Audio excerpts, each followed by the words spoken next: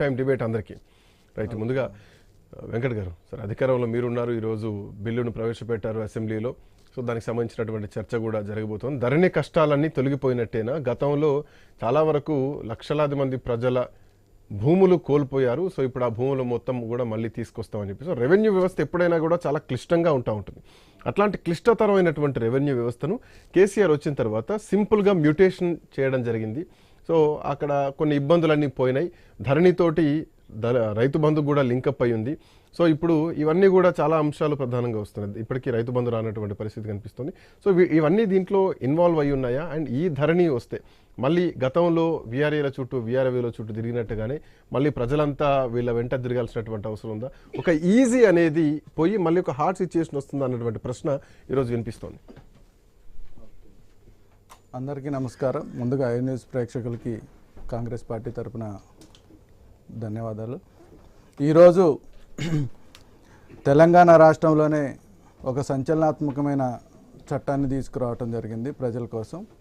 కాంగ్రెస్ ప్రభుత్వం ఎన్నికల ముందు హామీ ఇచ్చినట్టే ధరణి స్థానంలోని ఈరోజు భూభారతి చట్టాన్ని తీసుకురావటం జరిగింది.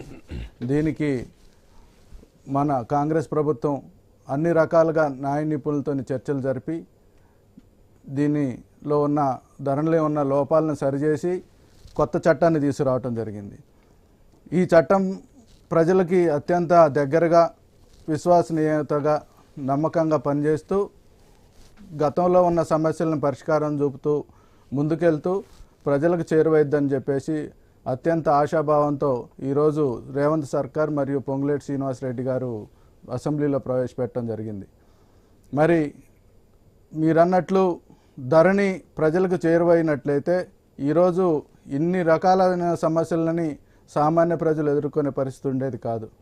ఒకప్పుడు ధరణి కంటే ముందు రెవెన్యూ వ్యవస్థ ఎలా ఉండేదంటే ఎంఆర్ఓ వ్యవస్థ, ఆర్డీఓ వ్యవస్థ, కలెక్టర్ సిస్టమ్, ఇలా తర్వాత పైన సీసీఎల్ఏ వ్యవస్థ ఉండేది.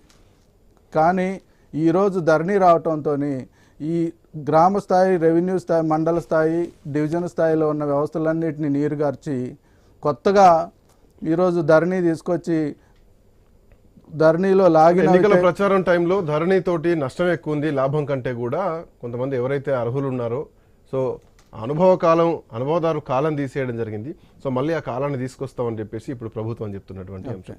బట్ రిజిస్ట్రేషన్ల విషయంలో ఏదైనా ఇబ్బందులు ఉంటే ఆ వీఆర్ఏల చుట్టూ, వీఆర్ఓల చుట్టూ తిరిగేటువంటి పరిస్థితి ఉంటుంది అని కేసీఆర్ కూడా అప్పుడు ఎన్నికల ప్రచారంలో చెప్పడం జరిగింది. సో అట్లాంటి వ్యవస్థను తీసేసి ఈజీ మ్యూటేషన్ అని మేము చేయడం జరిగింది. అది కాస్త పోతుంది, మళ్ళీ దీంతో రైతు బంధు కూడా రాకుండా ఉంటుంది అని చెప్పేసి డైరెక్ట్ ఒక డేంజర్ బిల్ అప్పుడు మోగించారు.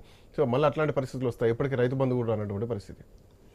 ఇప్పుడు గతంలో చూసినట్టయితే ప్రతి గ్రామానికి ఒక విఆర్ఓ ఉండేవాడు, రెవెన్యూ అధికారి ఉండి గ్రామానికి సంబంధించి 1000 ఎకరాలకు సంబంధించిన రెవెన్యూ రికార్డులని ప్రక్షాళన చేస్తూ, బందోబస్తు నిర్వహిస్తూ, మాన్యువల్గా పానీ రికార్డులు రాస్తూ గ్రామ స్థాయిలో ప్రజలకు అత్యంత దగ్గరగా ఉండే వ్యవస్థ ఉండేది గతంలో కాంగ్రెస్ ప్రభుత్వంలో ఉన్న టైంలో.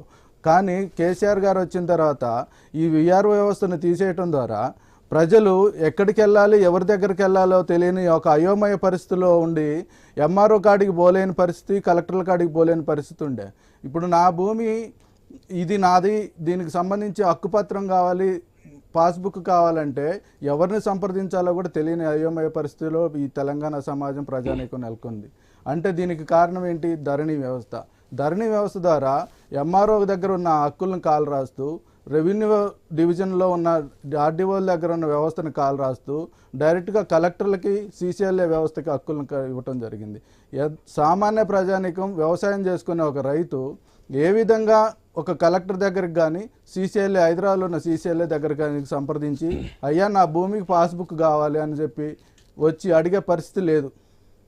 ఇది ముమ్మాటికి వాస్తవం. వస్తాను, ఒక చిన్న బ్రేక్ తీసుకుందాం. బ్రేక్ తర్వాత ధరణితో ఎట్లా ఉంది